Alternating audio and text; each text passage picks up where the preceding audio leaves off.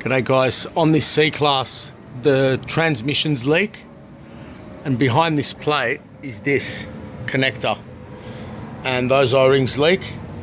That's a number 7 socket,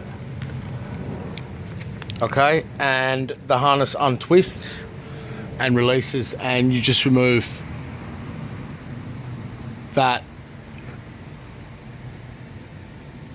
and that cover slides out.